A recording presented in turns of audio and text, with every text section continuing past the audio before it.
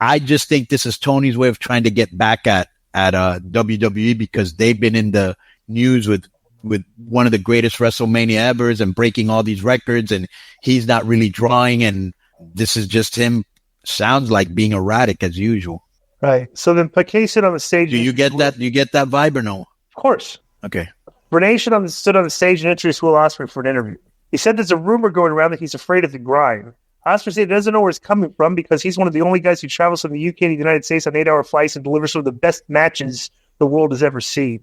Ospreay said he normally wouldn't take the bait, but the guy who said it about him was only in the position he has because he was grinding on the boss's daughter. Ospreay said that person is in no position to say what the grind is all about because that person has no idea what he fights for. I'm raising my hand here. Can I raise? I'm raising my hand. Okay. Well, okay, go ahead. I think when Hunter talks about the grind, my friend, he's talking about being on the road 200 days a year, not flying first class while you're sleeping for 8 hours. Right. That's not a grind. Right. Ospreay said he normally wouldn't take the bait, but the guy said, okay, he said that there was a reminder not to throw stones at an assassin with a machine gun. Ospreay recalled Danielson saying he must ground Ospreay, and he said many have tried and failed, and Ospreay said Danielson is a living legend, and Ospreay said he couldn't refer to himself as the best wrestler in the world until he beats Danielson. Ospreay dropped the company's slogan about the AEW being where the best wrestler. Okay. Ospreay said he's the ace of AEW, and he said Danielson will find out Dynasty-wise another level. Okay, everything that all my trepidations about Will Ospreay coming into AEW have come true, all right? Because all his shtick is he's a guy that gets high ratings from Dave Meltzer for his matches, and that's his selling point to everybody. Right. I put on the greatest matches, the best match.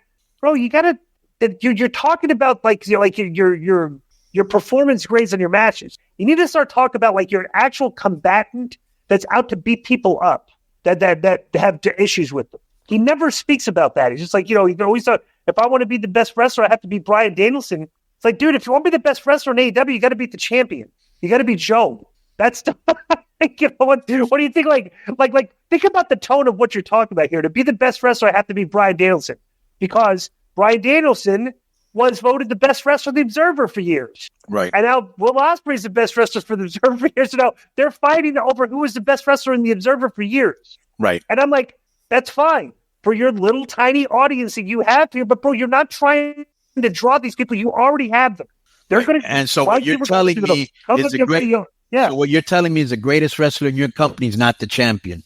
Right. Okay. I did. Like, think about that shit. And I didn't know this because I was like, why is he talking about Hunter? And then I read today on Twitter that Hunter had said something about, he wasn't interested. Right. Yeah. So he was clapping back at that. Yeah, you're not doing no grind, bro. Well, but here was the weird thing about that.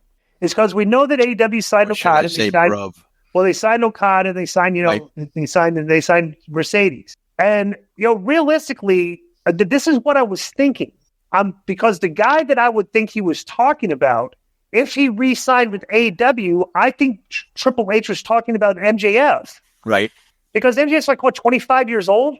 Right. He's on the up and coming. He wants to go back to the company that works less day. That's what I was thinking. Right. That he was shouting because Will Ospreay wrestles over. He does tours in Japan a lot. I'm not looking at him like the guy he was like. Yeah, but I think MJF would do that because Ospreay obviously is married and has a kid.